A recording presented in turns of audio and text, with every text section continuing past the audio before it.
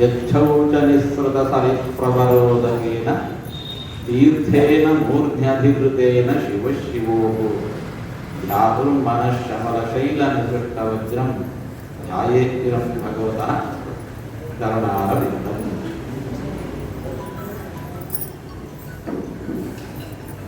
ಮಹಾಶಿವರಾತ್ರಿ ಸನ್ನಿಹಿತವಾಗಿದೆ. ರುದ್ರದೇವರು ನಮಗೆ ಕೊಟ್ಟಿರತಕ್ಕಂಥ ಒಂದು ಸಂದೇಶವನ್ನು ನಾವು ಗಮನಿಸಬೇಕು. ಶ್ರೀಮದ್ ಭಾಗವತದಲ್ಲಿ ಶುಕಾಚಾರ್ಯರು, ಯಾರು ಶುಕಾಚಾರ್ಯರು ಅಂತಂದ್ರೆ ಸಾಕ್ಷಾತ್ ರುದ್ರದೇವರು. ರುದ್ರದೇವರ ಕುರಿತಾದಂತಹ ಒಂದು ವಿಚಾರವನ್ನು ನಮಗೆ ತಿಳಿಸ್ತಾ ಇದ್ದಾರೆ. ರುದ್ರದೇವರಿಗೆ ಶಿವ ಅಂತ ಹೆಸರು. ಏನು ಶಿವ? ಏನು ಶಿವ ಶಬ್ದಕ್ಕೆ ಅರ್ಥ? ಮಂಗಲ ಅಂತ. ಶಿವ ಶಬ್ದಕ್ಕೆ ಮಂಗಲ. ರುದ್ರದೇವರಿಗೆ ಈ ಶಿವ ಅನ್ನುವ ಹೆಸರು ಅದೆಷ್ಟು ಸಾರ್ಥಕ ನಮಗನಿಸುತ್ತೆ. ಇಲ್ಲ, ರುದ್ರದೇವರು ಶಿವ ಅಂತ ಹೆಸರು ಇಡಬಾರ್ದಿತ್ತು, ಏನೋ ತಪ್ಪಾಗಿ ಹೋಗಿದೆ, ಅಶಿವ ಅಂತ ಇಡಬೇಕಾಗಿತ್ತು. ಯಾಕೆಂತಂದ್ರೆ ಸ್ಮಶಾನದಲ್ಲಿ ವಾಸ, ತಲೆಯನ್ನೆಲ್ಲ ಕೆದರಿ ಹಾಕಿಕೊಂಡಿರುವಂತಹದ್ದು, ಕೈಯಲ್ಲಿ ಕಪಾಲ, ಕೊರಳಲ್ಲಿ ರುಂಡಗಳ ಮಾಲೆ, ಮೈ ತುಂಬ ಚಿತಾಭಸ್ಮ, ಒಂದೊಂದು ಅಪಾವಿತ್ರದ ಅಮಂಗಲದ ಪರಮಾವಧಿ ಅವನ್ನೆಲ್ಲ ಧಾರಣೆ ಮಾಡಿಕೊಂಡಿದ್ದಾರೆ. ಹಾಗಿರುವಾಗ ಅವರು ಮಂಗಲ ಶಿವ ಆಗುವುದು ಹೇಗೆ ಸಾಧ್ಯ? ಹಾಗಾದರೆ ಶಿವ ಅಲ್ಲ, ಅವರು ಅಶಿವ ಅಂತ ಹೇಳೋಣೇನು ಅಂತಂದ್ರೆ ಶುಕಾಚಾರ್ಯ ಬರ್ತಾ ಇದ್ದಾರೆ. ಇಲ್ಲ, ರುದ್ರದೇವರು ಶಿವ. ಯಾಕೆ ಶಿವ? ಹೌದು, ಇವೆಲ್ಲ ಧಾರಣೆ ಮಾಡಿಕೊಂಡಿದ್ದಾರೆ. ಕೊರಳಲ್ಲಿ ರುಂಡಗಳ ಮಾಲೆ, ಮೈ ತುಂಬ ಚಿತಾಭಸ್ಮ, ದಿಗಂಬರರಾಗಿ ಸಂಚಾರ, ಕೈಯಲ್ಲಿ ಕಪಾಲ, ಹೌದು ಎಲ್ಲ ಇದೆ. ಆದರೆ ಅವೆಲ್ಲಕ್ಕೂ ಮಿಗಿಲಾಗಿ ಇನ್ನೊಂದಿದೆ. ಯಚ್ಛೌಚ ನಿಸ್ಸೃತ ಸರಿ ಪ್ರವರೋದಕೇನ ತೀರ್ಥೇನ ಮೂರ್ಧಿ ಅಧಿಧೃತೇನ ಶಿವ ಶಿವೋ. ರುದ್ರದೇವರು ಶಿರಸ್ಸಿನಲ್ಲಿ ಗಂಗೆಯನ್ನು ಧಾರಣೆ ಮಾಡಿಕೊಂಡಿದ್ದಾರೆ. ಏನು ಗಂಗೆ ಅಂತಂದ್ರೆ ಅದು ತೀರ್ಥ. ಯಾವ ತೀರ್ಥ? ಭಗವಂತನ ಪಾದ ತೊಡೆದ ಜಲ. ಭಗವಂತ ಬಲಿಯ ನಿಗ್ರಹಕ್ಕೋಸ್ಕರ ವಾಮನಾಗಿ ಬಂದವ ತ್ರಿವಿಕ್ರಮನಾಗಿ ಬೆಳೆದ. ಎರಡನೇ ಹೆಜ್ಜೆಯಿಂದ ಆಕಾಶವನ್ನೆಲ್ಲ ಅಳೆಯಲಿಕ್ಕೆ ಹೊರಟಾಗ ಲಕ್ಷ್ಮಣದ ಕರ್ಪರವೇ ಹರಿದು ಬಾಕಿಯೋದಕ ಒಳಗೆ ಹರಿದು ಬಂತು. ಬ್ರಹ್ಮದೇವರು ಕಮಂಡಲಿನಲ್ಲಿ ಆ ಜಲವನ್ನು ಸ್ವೀಕರಿಸಿದರು. ಭಗವಂತನ ಪಾದ ಪ್ರಕ್ಷಾಪನ ಮಾಡಿದರು. ಅಲ್ಲಿಂದ ಹರಿದು ಬಂದ ಜಲ ಏನಿದೆ ಅದೇ ಗಂಗಾ. ಯಚ್ಛೌಚ ನಿಸ್ಸೃತ ಸರಿ ಪ್ರವರೋದಕೆ. ಆದ್ದರಿಂದ ಅದು ತೀರ್ಥ. ಅದನ್ನು ರುದ್ರದೇವರು ಸದಾ ಶಿರಸ್ಸಲ್ಲಿ ಧಾರಣ ಮಾಡಿಕೊಂಡಿದ್ದಾರೆ. ಗಂಗಾ ಬಂದದ್ದು ಎಲ್ಲಿಂದ? ಹರಿಪಾದ ನಖದಿಂದ ಹರಿದು ಬಂದಳೆ ಗಂಗಾ. ಹರಿಪಾದ ನಖದಿಂದ ಹರಿದು ಬಂದಳು ಗಂಗಾ. ಅದನ್ನು ರುದ್ರದೇವರು ಸದಾ ಶಿರಸ್ಸನ್ನು ಧಾರಣ ಮಾಡಿಕೊಂಡಿದ್ದಾರೆ. ಅದರಿಂದಾಗಿ ಅವರು ಶಿವ ಅಷ್ಟೇ ಅಲ್ಲ, ಅವರು ಸದಾಶಿವ. ಸದಾಶಿವವನ್ನು ಧಾರಣ ಮಾಡಿಕೊಂಡಿದ್ದಾರೆ. ಅದರಿಂದಾಗಿ ಅವರು ಸದಾಶಿವ.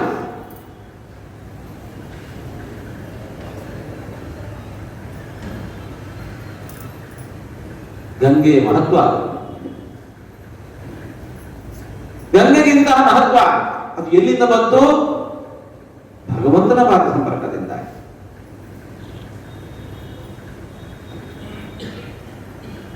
ಭಗವಂತನ ವ್ಯಕ್ತಿತ್ವ ಅಂತರ. ಅವನ ಸಂಪರ್ಕಕ್ಕೆ ಏನೆಲ್ಲ ಬರುತ್ತೆ ಅದೆಲ್ಲ ಪವಿತ್ರ ಆಗಿ ಹೋಗುತ್ತೆ. ವಿಷ್ಣು ಸಹಸ್ರನಾಮ ಯುಧಿಷ್ಠಿರನಿಗೆ ಭೀಷ್ಮರು ಉಪದೇಶಿಸಬೇಕು. ಪ್ರಾರಂಭದಲ್ಲಿ ಯಾವ ಮಹಾವಿಷ್ಣುವಿನ ಸಹಸ್ರನಾಮಗಳನ್ನು ಉಪದೇಶಿಸ್ತಾ ಇದ್ದೇನೋ ಆ ಮಹಾವಿಷ್ಣು ಅಂತಂದ್ರೆ ಯಾರು, ಅವನ ಪರಿಚಯ ಎಷ್ಟು ಮಾಡಿಕೊಡ್ತೇನೆ ಅಂತ ಹೇಳಿಕೊಂಡು ಕೆಲವು ಮಾತುಗಳನ್ನಂದರು. ಅದರಲ್ಲಿ ಬಂದಂತಹ ಒಂದು ಮಾತು, ಪವಿತ್ರಾಣಾಂ ಪವಿತ್ರಂಜೋ ಮಂಗಲಾನಾಂಚ ಮಂಗಲಂ ದೈವತಂ ದೇವತಾನಾಂಚ ಭೂತಾನಾಂಚೋ ವ್ಯಯಃ ಪಿತಾ. ಪವಿತ್ರಾಣಾಂ ಪವಿತ್ರಯ್ಯಃ ಮಂಗಲಾನಾಂಚ ಮಂಗಲಂ. ಲೋಕದಲ್ಲಿ ಪವಿತ್ರ ವಸ್ತುಗಳು ಅಂತ ಏನೆಲ್ಲ ಇದ್ದಾವೋ ಅವುಗಳಿಗೆ ಆ ಪಾವಿತ್ರ್ಯ ಬಂದದ್ದು ಯಾರ ಸಂಪರ್ಕದಿಂದಲೋ.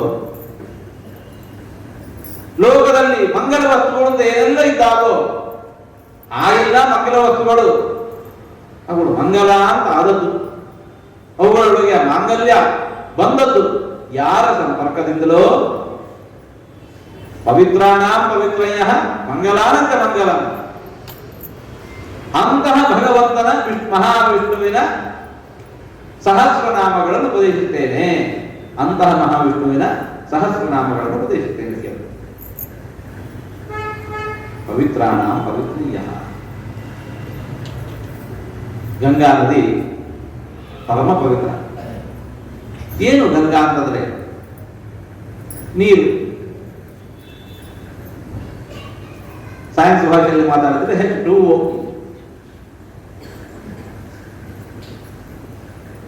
ನಮ್ಮ ಮನೆಯ ನಳದಲ್ಲಿ ಬರೋದು ಅದುವೇ.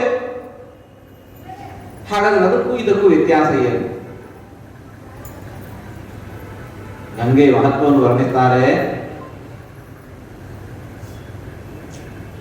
ಗಂಗಾ ಗಂಗೇತಿ ಯೋ ಬ್ರೂಯಾತ್ ಯೋಜನಾನಾಂ ಸದೈರಪಿ ಮುಚ್ಯತೆ ಸರ್ವಪಾಪೇಭ್ಯಃ ವಿಷ್ಣು ಸುಲೋಕಂ ಸಗತ್ಯ.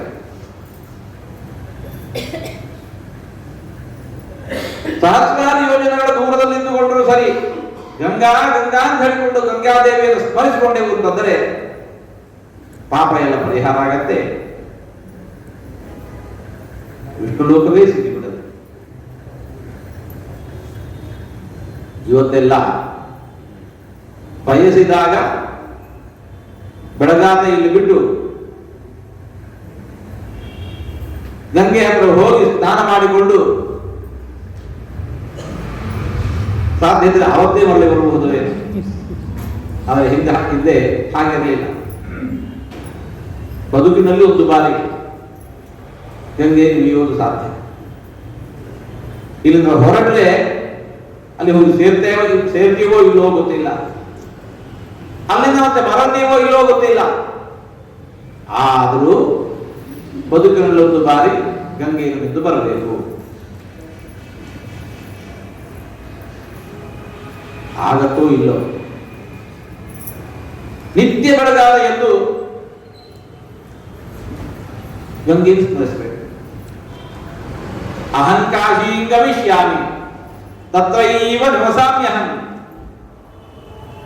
ನಾನು ಕಾಶಿಗೆ ಹೋಗ್ತೇನೆ, ಅಲ್ಲೇ ವಾಸ ಮಾಡ್ತೇನೆ. ಗಂಗಾ ನದಿಯ ತೀರ್ಥ ಸ್ನಾನ ಮಾಡ್ತೇನೆ. ಇದು ಭ್ರುವಾಣ ಸತತಂ ಕಾಶಿವಾಸ ಫಲಂ ಲಭೆ. ಇಷ್ಟು ಸಂಕಲ್ಪ ಮಾಡ್ತಾ ಇದ್ರು ಸಾಕಂತೆ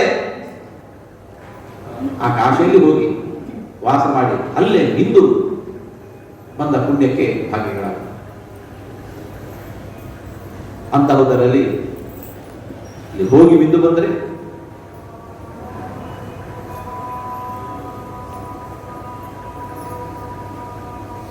ಯಾಕಂತಹ ಮಹತ್ವ?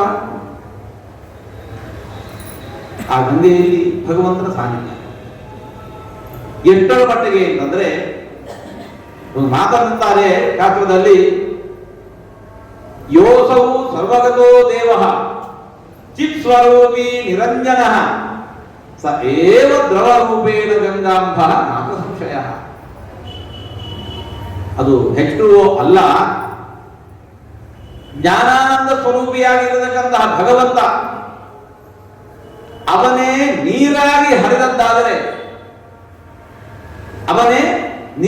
ಹರಿದದ್ದಾದರೆ ಅದು ಗಂಗೆ. ಭಗವಂತ ಜ್ಞಾನಾನಂದಾತ್ಮಕನಾದವನು. ಈ ಜಲ ಜಡವಾದದ್ದು. ಭಗವಂತ ಬೇರೆ, ಜೀವ ಬೇರೆ, ಜಡ ಬೇರೆ. ಮತ್ತೆ ಯಾಕೆ ಹೀಗೆ ಅಂತದ್ದು? ಆ ಗಂಗಾಜಲದಲ್ಲಿ ಭಗವಂತನ ಸನ್ನಿಧಾನ ಅಷ್ಟು ಇದೆ. ಒಂದು ವೇಳೆ ಭಗವಂತನೇ ನೀರಾಗಿ ಹರಿದದ್ದಾದರೆ ಆ ನೀರಿನಲ್ಲಿ ಭಗವಂತ ಬೇರೆಲ್ಲ, ನೀರು ಬೇರೆಲ್ಲ. ಅಂದ್ರೆ ಅಷ್ಟು ಸನ್ನಿಧಾನ ಈ ಗಂಗಾಜಲದಲ್ಲಿದೆ. ಆದ್ದರಿಂದಾಗಿ ಆ ನೀರು ಗಂಗಾಜಲ ಪವಿತ್ರವಾಯಿತು. ಎಷ್ಟು ಪವಿತ್ರ! ತಾನು ಪವಿತ್ರವಾಗಿರೋದಷ್ಟೇ ಅಲ್ಲ, ತನ್ನ ಸಂಪರ್ಕಕ್ಕೆ ಬಂದವರ ಅಪಾವಿತ್ರ್ಯವನ್ನು ತೊಳೆದು ಹಾಕಿ ಅವರನ್ನು ಮಂಗಲನ್ನಾಗಿ ಮಾಡುವ ಸಾಮರ್ಥ್ಯ ಆ ಜಲದಲ್ಲಿ ಇದೆ ಅಂತಂದ್ರೆ ಭಗವಂತನ ಸನ್ನಿಧಾನದಲ್ಲಿ ಎಷ್ಟು ಪವಿತ್ರಾಣ ಪವಿತ್ರಂಜ ಮಂಗಲಾನಾಂಚ ಮಂಗಲಂ. ಅಂತಹ ಪರಮ ಮಂಗಲ ಸ್ವರೂಪಿಯಾಗಿರುವ ಭಗವಂತ ಆ ಗಂಗೆಯಲ್ಲಿ ಸನ್ನಿಹಿತನಾಗಿದ್ದಾನೆ. ಇಂಥ ಗಂಗೆಯನ್ನು ರುದ್ರದೇವರು ಶಿರಸ್ಸಿನಲ್ಲಿ ಧಾರಣೆ ಮಾಡಿಕೊಂಡಿದ್ದಾರೆ. ಅದರಿಂದಾಗಿ ಅವರು ಶಿವ ಅಷ್ಟೇ ಅಲ್ಲ, ಅವರು ಸದಾ ಶಿವ. ಅಂತಹ ರುದ್ರದೇವರ ಆ ಮಹಾಶಿವರಾತ್ರಿಯನ್ನು ನಾವೆಲ್ಲ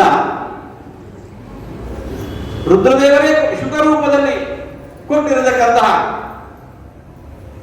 ಈ ಜ್ಞಾನ ಗಂಗೆಯಲ್ಲಿ ಮೀತ ಆಚರಿಸ್ತಾ ಇದ್ದೇವೆ. ರುದ್ರದೇವರ ಅನುಗ್ರಹದ ಶ್ರೀರಕ್ಷೆ ಎಲ್ಲರ ಮೇಲೆ ನಿರಂತರ ಇರಲಿ ಎಂದು ದೇವರಲ್ಲಿ ಪ್ರಾರ್ಥಿಸ್ತಾ ಇದ್ದೇವೆ. ಆ ಗಂಗೆಯೊಳಗೆ ಸನ್ನಿಹಿತನಾಗಿರತಕ್ಕಂತಹ ಭಗವಂತನ ಅನುಗ್ರಹವು ಕೂಡ ಎಲ್ಲರ ಮೇಲೆ ನಿರಂತರ ಇರಲಿ ಅಂತ ದೇವರಲ್ಲಿ ಪ್ರಾರ್ಥಿಸ್ತಾ ಮಾತನ್ನು ಮುಕ್ತಾಯಗೊಳಿಸ್ತಾ ಇದ್ದೇವೆ. ಎಲ್ಲರಿಗೂ